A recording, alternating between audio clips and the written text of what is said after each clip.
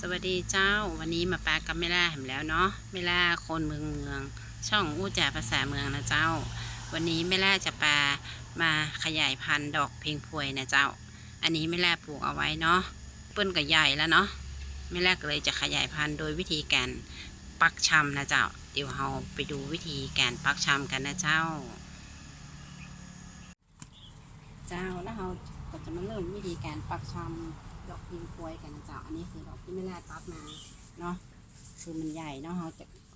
เอามาขยายพันธุ์นะเจ้าเอาอย่างนี้นะเจ้าเราก็ตัดตรงนี้นะเจ้าตัดตรงนี้ออกนะเจ้าประมาณนี้นะเจ้าแล้วตั้งเจ้าเนี่ยนะเจ้าไม่ล่าขอแนะนำให้แหลมให้มันเป็นอย่างนี้นะเจ้าเพื่อที่ดอกเนี่ยแห้งมันจะได้ออกหนักกว่าเจ้าเลือกการป้องกันจะกระจายอันนี้นะเจ้าเพราะอันเนี้ยมันแปลงเจ้าอัน5 บาทเนาะแต่ถุงดำนะเจ้าไม่ล่าซื้อมา1 กิโล30 บาทมีอยู่100 แกนนะเจ้า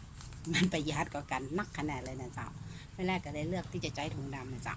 ถ้ากลัวว่ามันใส่น้ำแล้วมันจะใส่ยากหรือว่ามันจะคับอย่างไรนะเจ้าเอากับปีนออกข้างนอกนะเจ้าปีนปากถุงออกข้างนอกน้อยหนึ่งนะเจ้าประมาณนี้นะเจ้า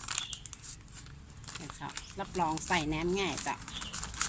ไม่แรกก็ใช้อย่างนี้จ้ะประหยัดดีจ้ะอันนี้ก็คือดินที่ไม่แรกผสมไว้นะเจ้าตามสูตรที่ไม่แรกบอกนั่นแหละเจ้าไม่แรกจะมาใช้ขุยมะพร้าวนะเจ้า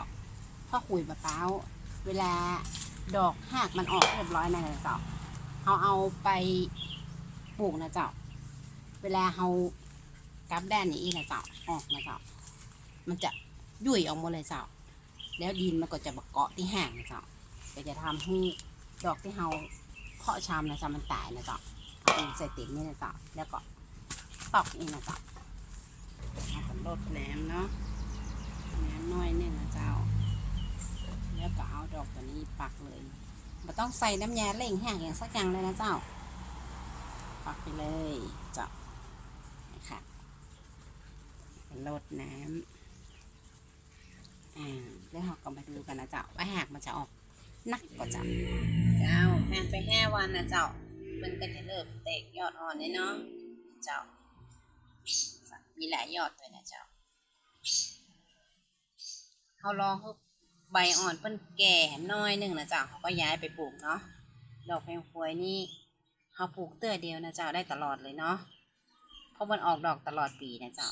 งามตัวเจ้าและนี่ก็คือดอกที่แม่แร่ปลูกเอาไว้เนาะอันนี้แม่แร่ปลูกเอาไว้10,000แล้วนะเจ้าสำหรับคลิปนี้ก็มีที่อี้นะเจ้าเอาไว้คลิปหน้ามาแปะกันใหม่เนาะเจ้าสวัสดีเจ้า